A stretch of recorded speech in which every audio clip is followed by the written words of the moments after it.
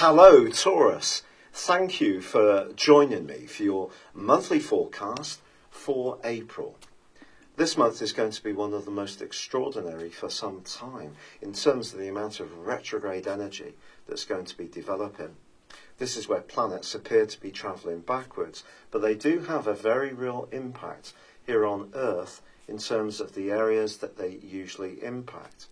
Now, as we enter into this new month, Venus, the planet of love, is travelling backwards in a very tender part of your scope. But on the 3rd, moves into a much friendlier one.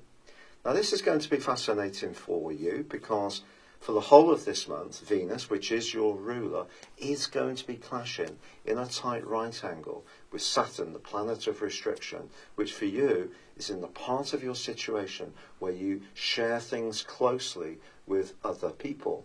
Now, that could be a financial relationship, in a business partnership, or it could be in a more intimate tie. But one thing's for sure, with Venus travelling backwards, it's asking you to think more carefully about the most profound relationships in your world, and particularly friendships. And I feel that even when Venus starts to go forwards at the heart of this month, you're still going to be grappling with this area. And maybe it's because your values are in a course of changing.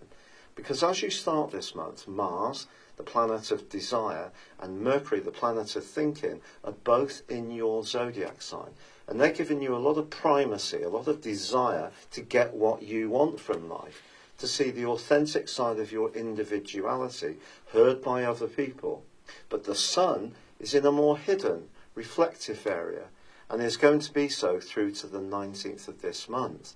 There's also a full moon which occurs on the 11th, and this can bring to the surface any issue which has been simmering in the background.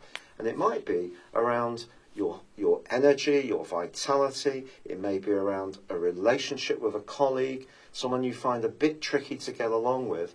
And it could be there that the Venus square Saturn combination shows up too. So this is a month when we're all going to find out a great deal more about the people we interact with.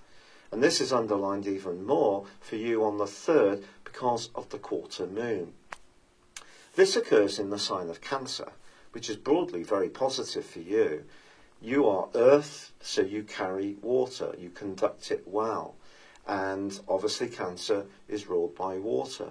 But the quarter moon suggests that there could be some gossip going around from the 3rd through to the 10th. Keep your cards very close to your chest. Be careful about who you trust.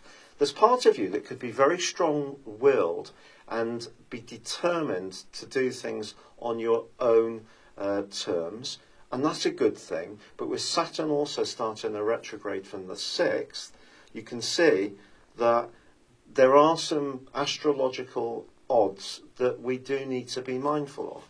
I think Saturn for you here is asking you to be very careful about how you go about spending in the here and now and how that impacts on your longer term, and also about the type of associations you have. Now on the 11th we have that full moon, but also on the 9th Mercury goes into a retrograde as well. That's going to be in retrograde right through to the end of the month. Now of course Mercury is the planet of thought, of communication, of ideas, of travel, of distribution. Whenever it does go into a retrograde, whatever zodiac sign it's in, it tends to have an impact on those areas. So we tend to see industrial disputes or issues with ferries being blockaded. That's always one that seems to come up. Or that there may be some problems with a delivery or a parcel that you're sending. So we all have to do our best with Mercury retrograde to control the bit we can influence.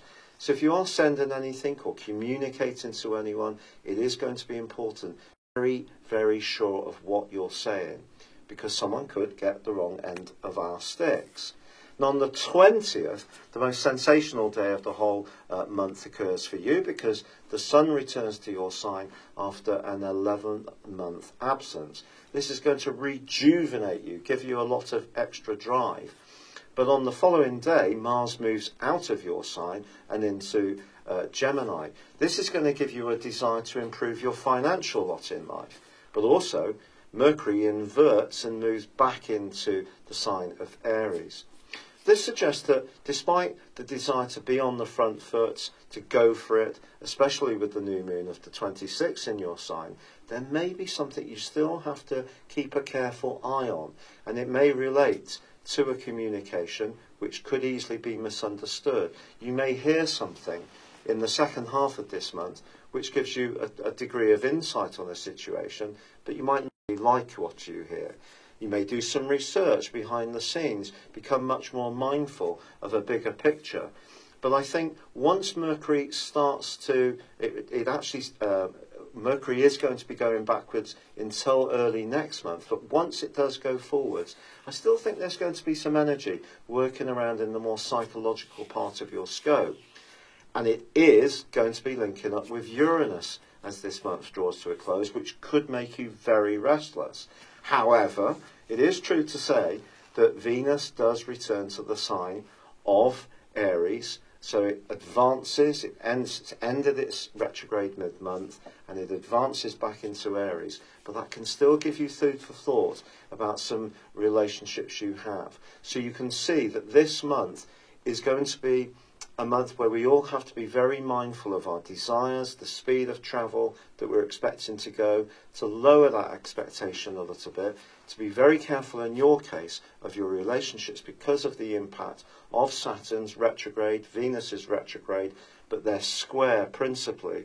And this is occurring initially in your sector of friendship, but I also feel by the end of the month, with Mercury inverting back into Aries and also Venus returning to Aries, there may be still lots you need to think about a very close involvement as this month draws to a close.